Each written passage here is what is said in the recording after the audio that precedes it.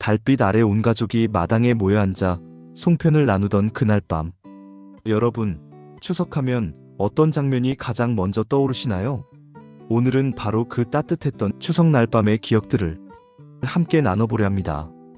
저는 여러분과 함께 추억을 나누는 진행자 김민우입니다. 1975년 가을, 추석날이면 온 친척들이 큰 집으로 모였지요. 올해 71살이 되신 김영희 할머니가 그때를 떠올리며 말씀하셨어요. 우리 집이 동네에서 제일 큰 기와집이었거든요. 마당도 넓고 해서 친척들이 다 모이면 30명은 좋게 됐어요. 그 시절 추석 준비는 일주일 전부터 시작됐어요.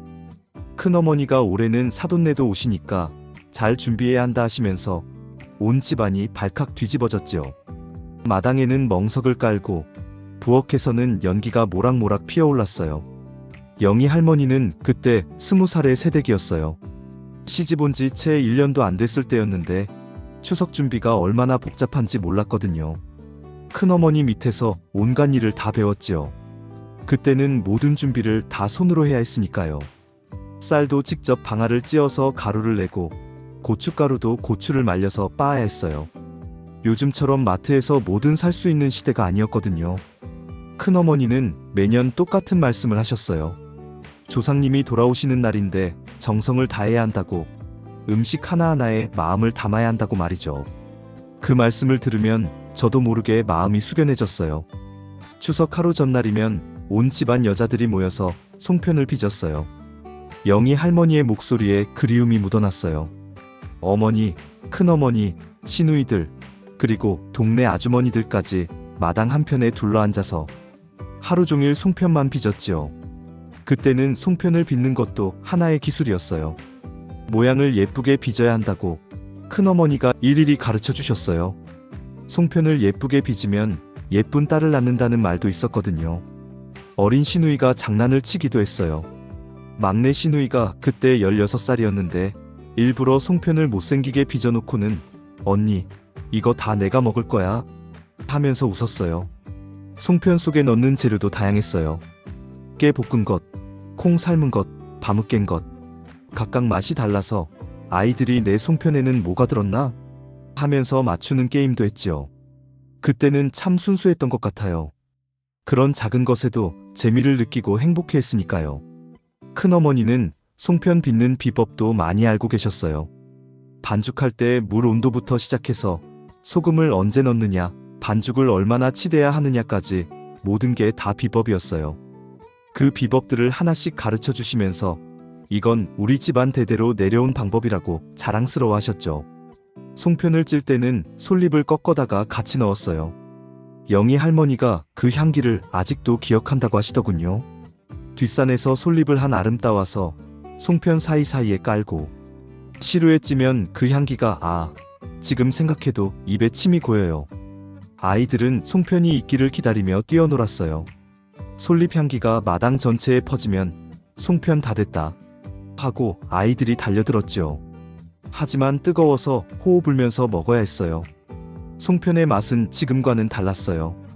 요즘 송편은 너무 달고 기계로 만든 느낌이지만 그때는 쌀맛이 진짜 살아있었어요. 솔잎향까지 더해지면 그야말로 별미였지요. 큰어머니는 송편 만드는 비법도 있었어요.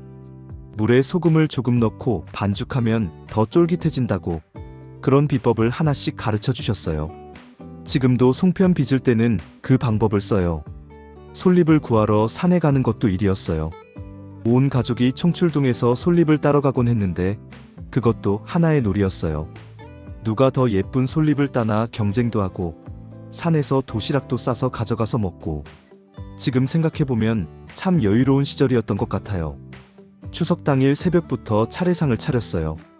차례상을 차리는 것도 예술이었어요. 위치가 다 정해져 있었거든요. 과일은 어디에, 나물은 어디에 조금이라도 틀리면 큰어머니가 다시 해 하셨어요. 영희 할머니는 그때 차례상의 풍성함을 기억하고 계셨어요. 빼, 사과, 밤, 대추. 그때는 과일이 귀했는데도 차례상에는 온갖 과일을 다 올렸어요. 조상님께 정성을 다해야 한다는 마음이었지요. 전도 여러 가지를 붙였어요. 동태전, 호박전, 두부전, 버섯전 기름 냄새가 온 집안에 퍼지면 아, 명절이구나 하는 생각이 절로 들었어요. 가장 중요한 건 마음이었어요. 돈이 많이 들어도 아깝지 않았어요. 조상님을 위한 거니까, 그리고 온 가족이 모이는 날이니까요. 차례상에 올라가는 음식 하나하나에는 다 의미가 있었어요. 나물은 5가지 색깔을 맞춰야 하고, 과일은 홀수 개씩 놓아야 하고, 생선 머리는 동쪽을 향해야 하고, 그런 규칙들을 어릴 때부터 배워서 자연스럽게 몸에 배어 있었어요. 요즘은 그런 전통이 많이 사라져서 아쉬워요. 차례를 지내고 나면 진짜 추석이 시작됐어요. 해가 지고 달이 떠오르면 가족들은 마당에 모였어요. 그때 달빛은 정말 밝았어요. 지금처럼 전깃불이 많지 않아서 그랬는지 달빛만으로도 신문을 읽을 수 있을 정도였어요. 마당에는 멍석이 깔렸어요. 큰 멍석 2-3개를 깔아놓고 온 가족이 둘러앉았지요.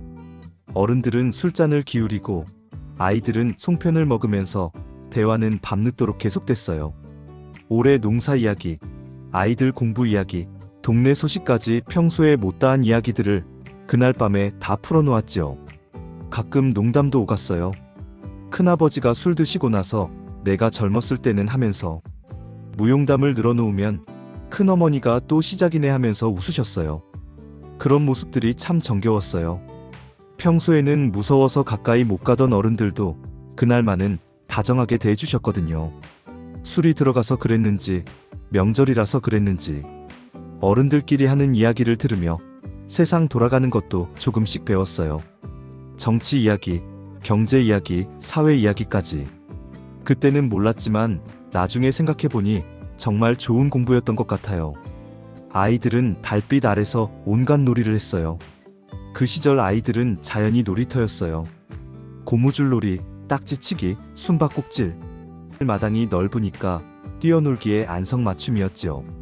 아이들 웃음소리가 온 동네에 울려 퍼졌어요. 강강술래도 빼놓을 수 없었어요. 손에 손을 잡고 둥그렇게 서서 강강술래, 강강술래 하면서 빙글빙글 돌았어요. 어른들도 같이 끼어서 했지요. 달맞이도 특별한 놀이였어요. 달림 달림 밝은 달림 하면서 달을 보고 소원을 빌었어요. 올해도 건강하게 해주세요 하면서 때로는 무서운 이야기도 들려줬어요.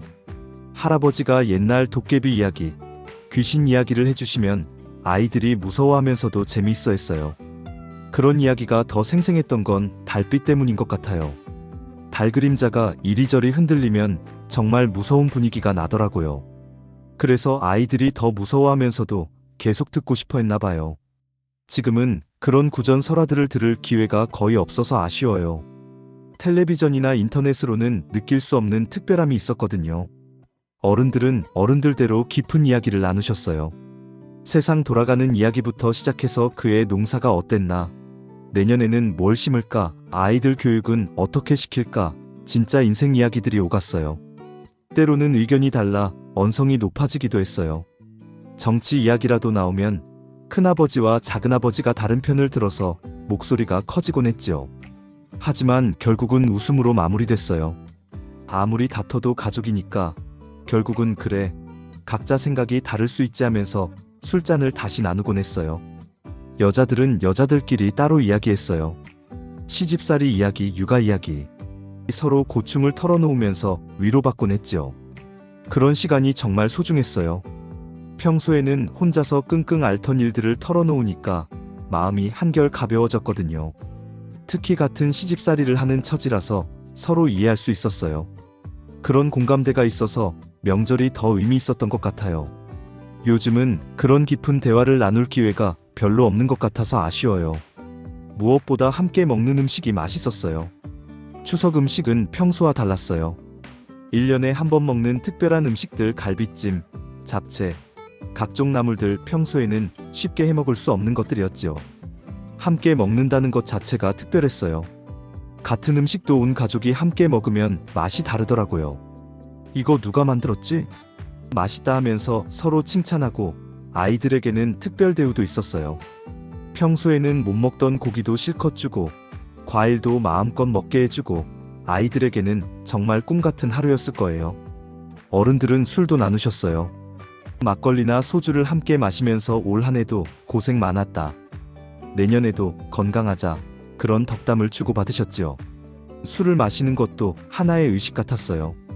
그냥 취하려고 마시는 게 아니라 서로의 건강을 빌고 정을 나누려고 마시는 거였죠. 요즘처럼 과음하는 분위기도 아니었고 적당히 마시면서 대화를 나누는 게 목적이었어요. 그런 여유로운 분위기가 그리네요. 밤이 깊어갈수록 분위기는 더 깊어졌어요. 하나둘 잠들기 시작하는 아이들, 어린아이들부터 어른 품에서 잠이 들기 시작했어요. 그러면 어른들이 조용조용 대화하면서 더 깊은 이야기를 나눴죠. 별빛도 더욱 밝아졌어요. 달빛과 별빛이 함께 비치는 밤하늘, 지금은 도시에서 보기 어려운 그런 하늘이었어요. 온 가족이 함께 올려다보면서 감탄했지요. 그때야말로 진짜 대화가 시작됐어요. 큰아버지가 우리 집안이 언제까지 이렇게 화목했으면 하시면서 가족의 소중함을 말씀하셨어요. 모두들 고개를 끄덕이면서 들었지요. 추억담도 많이 나왔어요. 네 아버지 어렸을 때는 하면서 어른들의 어린 시절 이야기도 들을 수 있었어요. 그런 이야기들이 참 재미있었지요. 평소에는 듣기 어려운 가족사도 그날 밤에는 자연스럽게 나왔어요. 할아버지가 어떻게 할머니와 결혼하게 되었는지, 아버지가 어떤 장난꾸러기였는지, 그런 이야기들을 들으면서 가족에 대해 더 많이 알게 되었어요. 지금 생각해보면 그런 시간들이 정말 소중했던 것 같아요. 즐거운 시간은 왜 이렇게 빨리 지나가는지 이튿날 아침이면 모두들 떠날 준비를 했어요. 멀리서 온 친척들은 이른 아침부터 짐을 싸기 시작했어요. 아이들은 더 놀다 가자고 떼를 쓰곤 했지요. 큰어머니는 음식을 싸주셨어요. 이거 가져가서 먹어라, 애들 간식으로 줘라 하면서 송편이며 나물이며 보자기에 한가득 싸주셨어요. 작별 인사도 길었어요. 올해도 건강하게 잘 지내라. 아이들 공부 잘 시켜라. 그런 덕담들을 주고받으면서 언제까지고 헤어지지 않으려고 했어요. 아이들은 특히 아쉬워했어요. 사촌들과 헤어지는 게 제일 싫었지요. 언제 또 만나? 방학 때 놀러와 하면서 약속을 하곤 했어요. 그런데 그 약속을 지키기가 쉽지 않았어요. 교통비도 만만찮았고 시간도 잘 안 맞았거든요. 그래서 명절이 더 소중했나 봐요. 1년에 한두 번밖에 볼 수 없으니까 그 만남이 더 특별했던 거죠. 세월이 흘러 이제는 그때 모였던 분들 중 몇몇은 곁에 안 계십니다. 영희 할머니의 목소리가 잠시 침묵했어요. 큰어머니도 큰아버지도 그때 함께 웃으셨던 분들이 하나둘 세상을 떠나셨어요. 생각할 때마다 가슴이 아파요. 하지만 그 추억은 영원히 남아있어요. 그날 밤 달빛 아래서 나눴던 정, 함께 먹었던 송편의 맛, 아이들의 웃음소리, 모든 게 제 마음속에 생생해요. 지금은 형편이 달라졌지만 요즘 추석은 예전 같지 않아요. 가족들이 다 흩어져 살고 모이기도 어렵고 그때 그 정은 다시 느끼기 어려워요. 그래도 그 마음만은 변하지 않았어요. 가족을 생각하는 마음, 조상을 기리는 마음은 똑같아요. 형식은 달라져도 그 정신은 이어져야죠. 그때 함께했던 분들의 모습을 하나하나 떠올리면 눈물이 나요. 큰아버지가 무릎에 손주를 앉히고 이야기해 주시던 모습, 큰어머니가 음식 걱정하시던 모습, 사촌들과 뛰어놀던 모습. 모든 게 어제 일 같은데 벌써 그렇게 세월이 흘렀네요. 요즘 추석은 많이 달라졌죠. 영희 할머니가 요즘과 비교하며 말씀하셨어요. 송편도 사서 먹고 음식도 주문해서 먹고 편하기는 하지만 뭔가 아쉬워요. 그때처럼 정성스럽게 준비하는 재미가 없어요. 하지만 좋아진 점도 있어요. 교통이 좋아져서 멀리서도 쉽게 올 수 있고 연락도 자주 할 수 있어서 좋아요. 그때는 1년에 한두 번밖에 못 봤는데 손주들과의 추석도 특별해요. 손주들이 와서 할머니 옛날 이야기 해줘 하면 그때 그 추석날 밤 이야기를 들려줘요. 아이들이 신기해하면서 듣더라고요. 전통을 이어가려고 노력해요. 송편은 꼭 직접 빚어서 주고 차례도 간소하게나마 지내고 옛 정신만은 이어가려고 해요. 요즘 아이들에게도 그런 정을 알려주고 싶어서요. 비록 형식은 달라졌지만 가족이 모여서 서로 안부를 묻고 사랑을 확인하는 그 마음만은 변하지 않았으면 좋겠어요. 결국 추석의 진짜 의미는 함께라는 것 같아요. 영희 할머니가 마지막으로 하고 싶은 말씀이 있다고 하셨어요. 달빛 아래 마당에 모여 앉아 송편을 나누고 이야기를 나누고 웃음을 나누고 그 나눔이 바로 추석이었어요. 가족이 모이는 것 자체가 선물이었어요. 평소에 바빠서 못다한 안부를 묻고 서로의 안녕을 확인하고 사랑한다는 마음을 전하고 그런 시간이 얼마나 소중한지 몰랐어요. 지금도 그 마음은 똑같아요. 비록 모이는 형태는 달라졌지만 가족을 생각하는 마음, 서로를 아끼는 정은 변하지 않았어요. 그게 가장 중요한 거죠. 조상을 기리는 마음도 이어져야 해요.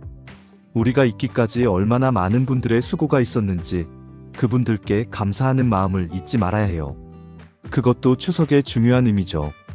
미래 세대에게도 전해주고 싶어요.